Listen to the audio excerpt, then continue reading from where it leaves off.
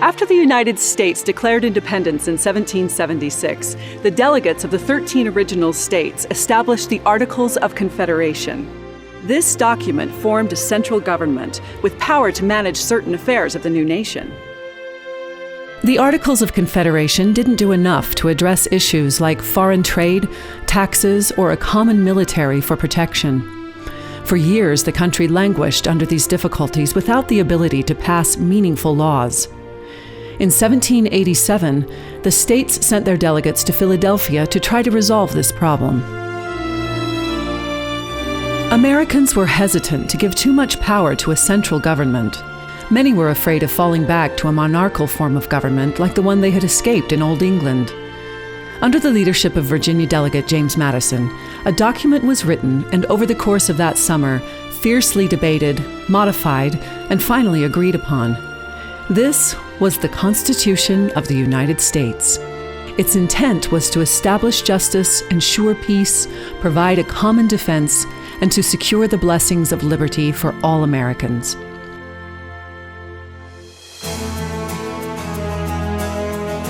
In the following years, amendments were added to the Constitution to improve it. The Bill of Rights, including the 10th Amendment, clarified that the states delegated power to Congress and reserved any power not delegated to Congress for themselves.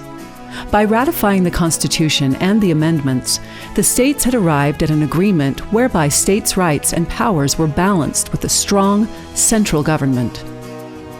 In order to prevent the United States from sliding back to a dictatorial or monarchical form of government, our founding leaders established in the Constitution a separation of government powers. First, they established a clear division between states' powers and federal powers. States retained most rights to govern for themselves, knowing that the state governments were the closest to the people and better able to identify the needs and wants of the people. Second, the federal government itself was separated into 3 distinct branches. This provided a system of checks and balances that would prevent an accumulation of power in any one branch of government. For example, the legislative branch was given power to create law, but the executive branch, or the president, was given power to veto law. The legislative branch could override a veto with enough votes in the House and Senate, but the judicial branch could declare a law unconstitutional. It was always intended that these 3 independent branches of government would work together. With checks and balances and divisions of power, James Madison wrote that a double security arises to the rights of the people. The different governments, meaning the federal and state governments, will control each other at the same time that each will be controlled by itself. If men were angels, no government would be necessary. In framing a government which is to be administered by men over men, the great difficulty lies in this. You must first enable the government to control the governed, and in the next place, oblige it to control itself. By the 1930s, America had fallen into a deep economic depression. The collapse of the markets had driven prices for commodities to record lows. Construction virtually stopped, and unemployment across the country was higher than 25%. In order to deal with the problems of the Depression, the federal government began creating departments within the executive branch. With good intentions and with the idea of quickly bypassing normal legislative procedure, Congress delegated its power to legislate to these departments, forming a kind of 4th branch of government, administrative agencies. Through agencies such as the Securities and Exchange Commission, the Federal Communications Commission, the Social Security Administration, and many more, virtually all aspects of economic life in America became governed by the executive branch of the federal government. The balance of power shifted, and the president now had the power to create rules and regulations that would govern the land. The president also had the power to enforce and adjudicate those rules and regulations. Since that time, the concentration of power in the executive branch has only increased.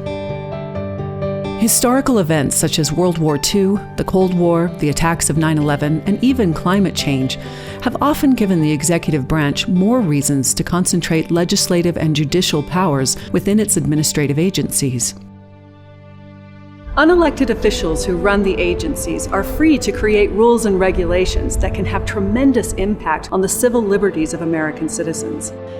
Since Congress has delegated its legislative powers to these agencies, this has left states without recourse when a rule or regulation impacts them negatively.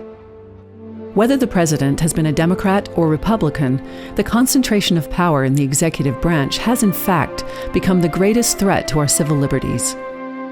Our federal government has been gradually falling back to an administrative state where the president is like a king and the prerogatives of the president have become the laws of the land.